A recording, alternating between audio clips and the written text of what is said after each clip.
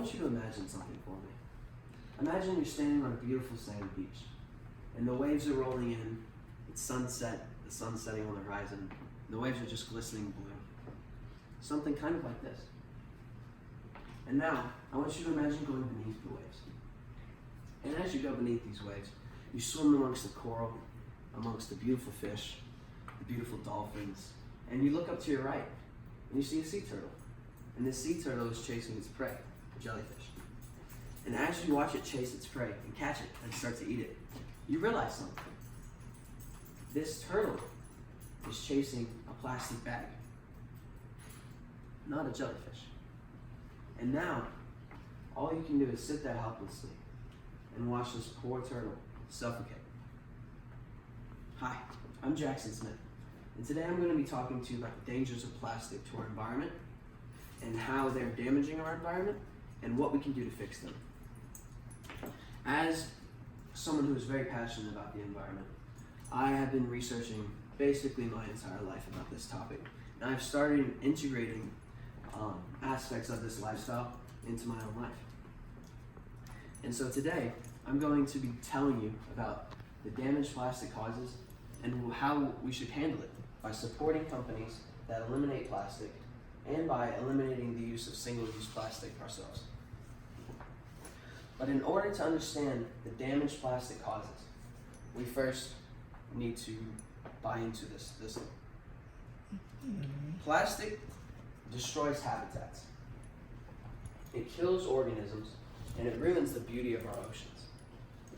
Plastic originates from us, man, and eventually when we litter or when stuff blows out of garbage trucks, it blows into some form of water and goes to the ocean. According to oceanconservancy.org, 8 million metric tons of plastic enter our oceans every year. That's the equivalent of an NYC garbage truck pouring a truckload of plastic into the ocean every minute of every day of every year. And according to Forbes.com, plastic is virtually indestructible and is actually supposed to outlast mankind. So, additionally, Forbes.com also states that 270,000 tons of plastic are currently predicted to be floating around in our oceans.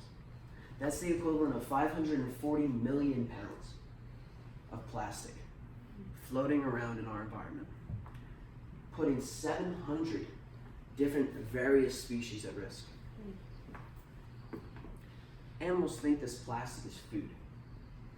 This, according to various websites, every organism, basically from the zooplankton to the blue whale, thinks plastic is a form of food. This plastic is indigestible, and it begins tangled in their system, in their stomachs, and in their digestive tracts, to where it doesn't ever leave their system, and eventually they die from malnutrition. Additionally, as plastics drift around in the ocean, they start to break up into what's called microplastics. Microplastics are tiny, minuscule little plastics with jagged edges. And these jagged edges catch all the chemicals that we're dumping into the ocean. These chemicals are toxic. So when animals eat these, the toxins go into their tissue. And as the larger animal, or the bigger fish, eats the smaller fish, those toxins from the smaller fish inhabit the bigger fish. And they magnify in the bigger fish. And as the top of the food chain, where do you think all these toxins are ending up? Right there, right? So now that we've discussed the horrors of plastic, I'm going to show you how people are starting to change. Thousands of people are giving up plastics in their daily lives. It's a positive feedback loop. So as someone gives up one tiny little item of plastic, it makes them feel good about the environment, inspiring them to give up more and more and more until they've given up so much plastic. And society is starting to take strides towards a plastic-free future. Companies like 4Ocean and United by Blue are actually are sending out teams every day of the year to go clean plastic from our oceans. And there's a way you can help. Just by purchasing their products. Every product you purchase removes a pound of trash from our oceans.